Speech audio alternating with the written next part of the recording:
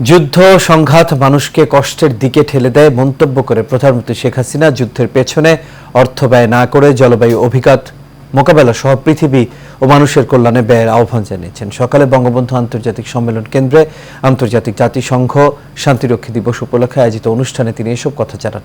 এ সময় তিনি বলেন, বিশ্ব শান্তি প্রতিষ্ঠায় এদেশের শান্তিরক্ষীরা দক্ষতা ও সুনামের সাথে বিভিন্ন দেশে কাজ করে। কাউসার আহমেদের রিপোর্টে দেখুন বিস্তারিত। বিশ্বের অন্যান্য দেশের মতো বাংলাদেশও যথাযোগ্য মর্যাদায় পালন করা হয়েছে আন্তর্জাতিক জাতিসংঘ শান্তিরক্ষী দিবস। বঙ্গবন্ধু আন্তর্জাতিক সম্মেলন কেন্দ্রে দিবসটি উপলক্ষে আয়োজিত অনুষ্ঠানে যোগ দেন প্রধানমন্ত্রী শেখ হাসিনা। মানব জাতির অস্তিত্ব রক্ষার জন্য শান্তি একান্ত দরকার। এ সময় তিনি বলেন, শান্তি বজায় রাখতে বিশ্ব পরিমণ্ডলে বাংলাদেশ বিশ্বাসযোগ্য নাম হয়ে উঠেছে। তবে অতীতের তুলনায় শান্তিরক্ষা বেশি চ্যালেঞ্জিং হওয়ায় আধুনিক ও প্রযুক্তি নির্ভর প্রশিক্ষণ সহ সব ধরনের সহযোগিতা করছে সরকার। বাংলাদেশ আজ বিশ্বের অন্যতম বৃহৎ শান্তিরক্ষী প্রেরণকারী দেশ এবং সক্রিয় অংশগ্রহণকারী হিসেবে অত্যন্ত সুনাম ও গৌরবের সাথে কাজ করে চলছে। প্রযুক্তির সাম্প্রতিক প্রসার ও অগ্রযাত্রার সাথে বাড়ছে নতুন নতুন হুমকি।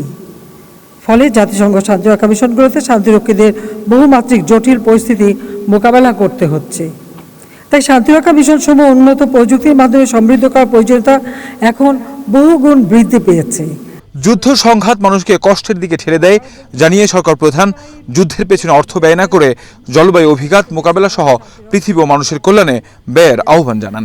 যারা অস্ত্র তৈরি এবং অস্ত্র প্রতিযোগিতায় এত অর্থ ব্যয় করছে তাদের কাছে আমার আহ্বান, আমরা শান্তির কথা বলি কিন্তু সংঘাতে লিপ্ত হই কেন?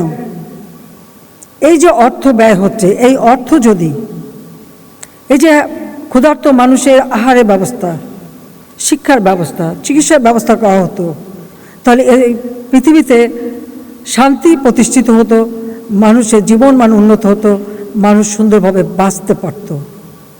কিন্তু এই সংঘাত প্রতিনিয়ত মানুষকে আরও কষ্টের দিকে ঠেলে দিচ্ছে।